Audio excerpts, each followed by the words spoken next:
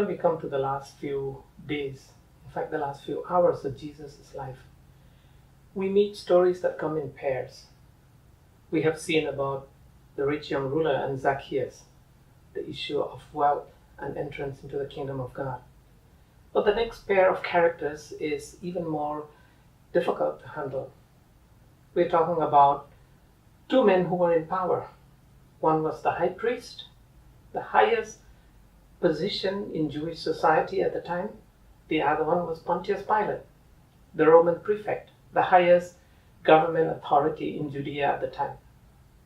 Now, the Gospel of Matthew highlights the role of Caiaphas, while the Gospel of Luke highlights the role of Pilate.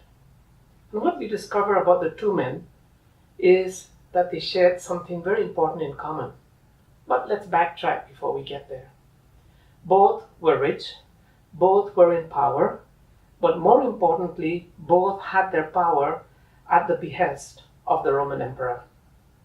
You see, at the time of Jesus, somebody became a high priest by literally being appointed by Rome, by the emperor himself.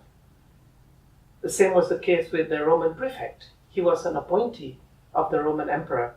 So in a manner of speaking, both men owed their jobs to the emperor, and they were evaluated on the basis of their loyalty and performance in relationship to the Roman emperor. And here was the issue. When Jesus was brought for trial, both of these men, Caiaphas the high priest, Pontius Pilate the prefect, had their turns with Jesus. And both of them would do what we do not expect them to do. Let's first look at Caiaphas the high priest. He broke several rules in order to condemn Jesus. That was how anxious he was to obtain a conviction. He held Sanhedrin at night, which was against their own rules. He tore his own clothes, which was against the rules of the high priest. The Jewish law required that there should be at least 2 witnesses before you can condemn somebody, and the 2 witnesses must be in perfect agreement. They found 2 witnesses that they paid for, but even then those men could not agree with what was wrong with Jesus. And yet Caiaphas pushes a decision rushed through the night, breaking several of their own rules in order to get a conviction against Christ. Pontius Pilate. Luke tells us that Pontius Pilate was never convinced that Jesus was guilty of anything. In fact, Luke highlights 3 times when Pontius Pilate made the statement, "I find nothing wrong in this man." Translate that to mean, look here, he is innocent. He's not guilty. Whatever you say about him, he should be free. But herein lies the problem for Pontius Pilate. He knew in his soul, in his heart of hearts, that Jesus should be free. His wife compounded his problem by telling him, "Do not touch this man. He's a holy man. I've had visions and dreams about him." But Pilate went against his conscience to convict Jesus. Yes, he attempts to absolve himself of any responsibility. First by offering 2 prisoners for the people to vote, as if somehow the destiny of someone's life can be decided by a mob vote. Do you want Jesus? Do you want Barabbas? There is evidence that Barabbas was no ordinary criminal. He was a sicari, the most extreme of the zealots, what we would call today a religious terrorist. The crowd, egged on by the priest, chose Barabbas instead of Jesus. Pilate tries to absolve himself a second time by washing his hands and saying to the crowd, "It's your fault. His blood is on you." So why does Pilate, who believes and stated his belief 3 times that Jesus was innocent, yet condemns him to be crucified? And why does the high priest rush through the decisions, making all the mistakes that he possibly could in order to convict Jesus? Well, the 2 men were making choices, and both of them made more or less the same choice.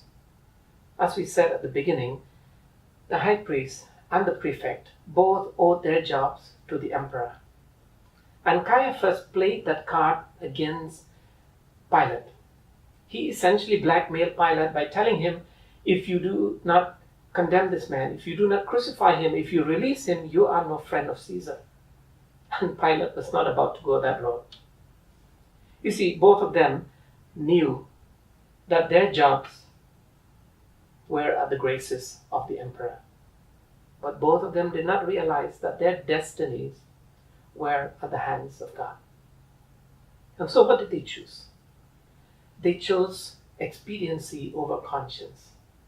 They chose to do the thing that seems right at the moment, even though their own laws and their own heart and instincts told them it was the wrong thing. And so Jesus got crucified. The two men end up being the bad guys of human history. And yet, essentially, they made the wrong choices. They chose the goodwill of Caesar over the goodwill of God. Not long before his crucifixion, Jesus had told the crowd around him, and especially his disciples, do not fear humans who can kill your body and do nothing more to you than that. You should fear God, who has control over your eternal destiny, your souls. Pilate and Caiaphas did not hear that sermon of Jesus. And so when the time of testing came, they chose to be politically expedient, to do the thing that would keep them in their jobs, instead of the thing that would be right in the eyes of God, in the eyes of the law, and in their own hearts. The challenge for us is that many of us may suffer from the syndrome of expediency that Pilate and Caiaphas had.